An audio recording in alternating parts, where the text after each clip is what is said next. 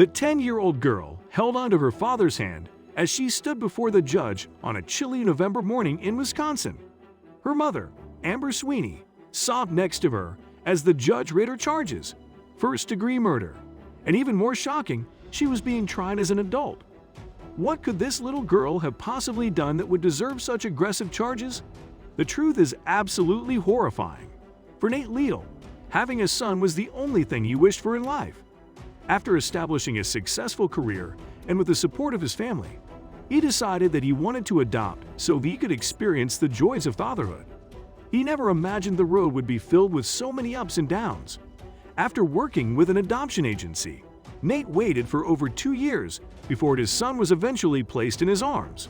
He named him Jackson, and it was love at first sight between the two of them. Unfortunately, their happy story would soon take a dark turn. Since Nate worked full-time, he needed a daycare to take care of Jackson during the workday. After conducting his research, Nate chose Amber's Pals and Playmates, which was run by Amber Sweeney out of her home in Chippewa County. Nate loved her demeanor and her way with children and felt completely comfortable leaving his son there. Unfortunately, Nate had no idea of the danger lurking inside Amber's home. Besides running a daycare, Amber and her husband also worked as foster parents. They had recently taken in a 10-year-old girl, name has not been released due to her age, who had come from a very rocky home. They hoped to give her stability and a loving environment. However, things were about to take a serious turn for the worse. On the morning of October 30, 2018, Nate dropped off his son Jackson like he normally did with Amber. Sadly, this would be the last time you would see his bright eyes and smiling face. What would happen next would set off a chain of events that would turn his world upside down. The details of the events that occurred that afternoon are murky and were put together by testimony from Amber Sweeney, her husband, and the 10-year-old girl. According to Amber, she had ushered her 3 foster children outside to play because didn't allow them to interact with the daycare and because the baby was sleeping. However, around 3:40 p.m., she noticed that her newest foster daughter was sitting in the alcove. A few minutes later, Amber heard Jackson scream, and then it abruptly cut off. Running into the kitchen, she found the baby sprawled out on the floor with blood pouring from his head. Nearby, her foster daughter stood nervously, unable to tell Amber what had happened. With the baby unresponsive, Amber quickly called 911. When the phone rang at his office, Nate expected to get an update from the daycare about Jackson. He never expected that he needed to rush to the hospital. According to Nate, he recalled, "They told me there had been an accident and Jackson had hurt his head. I had no idea it was as serious as it was." When Nate arrived at the hospital, he was told that Jackson was in intensive care and suffering from blunt force trauma to the head. And although the 6-month-old baby was fighting for his life, the prognosis was not looking good. At this point, Nate lost it. He had waited 2 years for his little boy, and after only 6 months was about to lose him. Still holding on to a sliver of hope that his son might make it through, Nate gave permission for Jackson to be flown to the Gillette Children's Specialty Healthcare Hospital in St. Paul, Minnesota. Unfortunately, Jackson would later develop brain swelling and after fighting for 2 days, died on November 1st. The detectives assigned to the case had many questions for the young girl who had been with Jackson at the time. She denied knowing anything at first, refusing to admit to any wrongdoing. However, something felt off about her responses, and the police knew she was keeping a secret from them. Meanwhile, Amber surrendered her daycare license and shut down operations in an effort to avoid any more legal trouble. In the coming days, the 10-year-old girl was questioned multiple times by the police.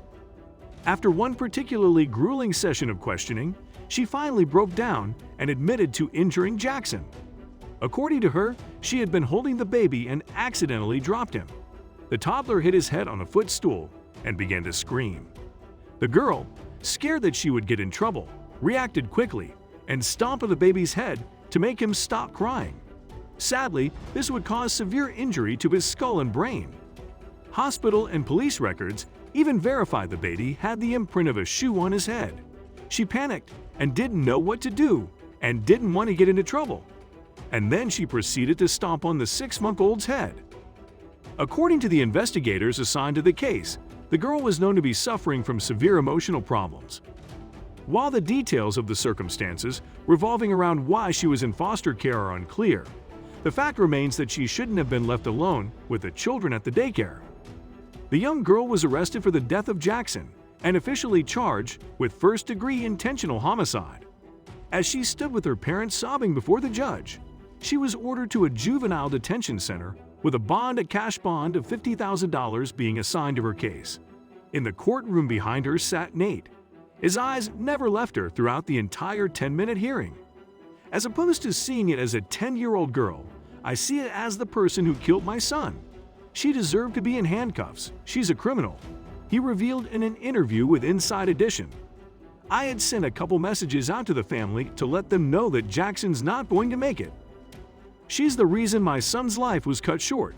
When this story broke about the death of Jackson and the 10-year-old girl responsible, it sent shockwaves across the nation. Not only was it a brutal crime, but the fact a girl so young had done the deed was chilling. However, what sparked an even bigger debate was that she was being tried as an adult. How was that even possible? According to Wisconsin law, the state requires any child that is 10 or older and facing first-degree murder charges to appear in court as an adult. However, most of these cases are then referred to the juvenile court system. In this case, the judge seems to have no intention of transferring the girl to a juvenile court. If she were to be tried as an adult, it would pose the question of whether or not she had the mental maturity to understand her actions and the consequences of those actions.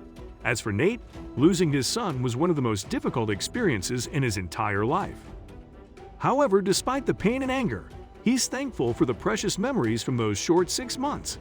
Jackson loved to laugh, smile, and bounce in his pack-and-play chair. He knew how to light up a room with his laugh, and that's something no one can take away from Nate. We hope when this is all said and done, justice will be served.